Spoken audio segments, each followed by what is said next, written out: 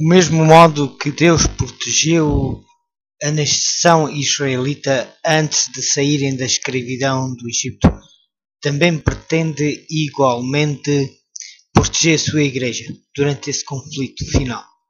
Tal como Israel teve de se preparar para a libertação, celebrando a Páscoa e aplicar o sinal nas ombreiras de suas casas, também nos dias finais da história da Terra e da humanidade, antes que as pragas sejam derramadas do povo de Deus, é convidado a fazer sua preparação rigorosa para merecer que o anjo de Deus lhe marque na testa o sinal de Deus, e assim possa viver nesse tempo sem um intercessor no céu e protegido de sofrer o efeito das pragas.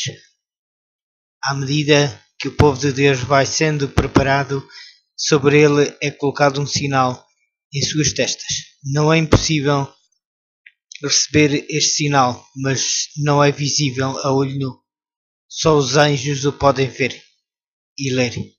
O reconhecimento deste sinal representa que a pessoa viveu uma fé genuína, pura, a fé de Jesus, e guardou todos os mandamentos da lei de Deus. Isso protegê-lo-á durante esse pequeno período que será chamado tempo de angústia.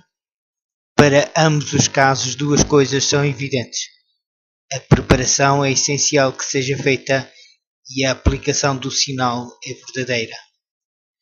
Um outro exemplo que merece a atenção adicional e serve de alerta para o povo de Deus é quando da destruição de Jerusalém os cristãos apresentaram-se assinalado contraste com os judeus incrédulos. Por isso, os primeiros saíram ilesos da destruição e os seguintes foram muito castigados pelo exército romano.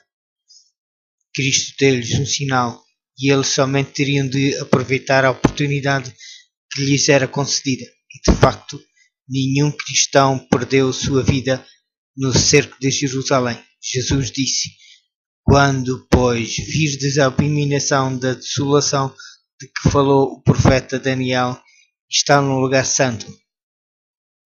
Encontramos no livro de Mateus, capítulo 24, versículo 15. Ou seja, quando virdes também Jerusalém cercada de exércitos. Em Lucas, capítulo 21, versículo 20. Então, quem estiver na Judeia, fuja para os montes. Mateus, capítulo 24, versículo 16. Os cristãos obedeceram à voz de Cristo e não pereceram, enquanto os judeus morreram aos milhares.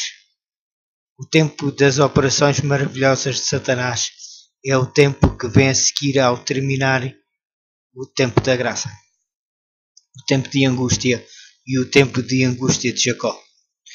Por um decreto que visará impor uma instituição papal em contraposição à lei de Deus, a nação americana se divorciará por completo dos princípios da justiça, quando o protestantismo estender os braços através do abismo a fim de dar uma das mãos ao poder romano e a outra ao espiritismo.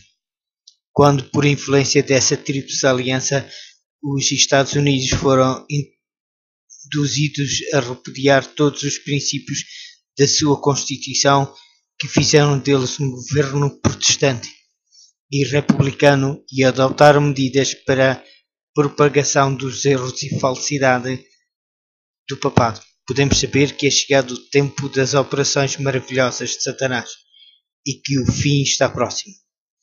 Como a aproximação dos exércitos romanos foi um sinal para os discípulos da iminente destruição de Jerusalém, assim esta apostasia será para nós um sinal de que o limite da paciência de Deus está atingindo, que as nações encheram as medidas de sua iniquidade, e o anjo da graça está a ponto de dobrar as asas e partir desta terra, para não mais tornar.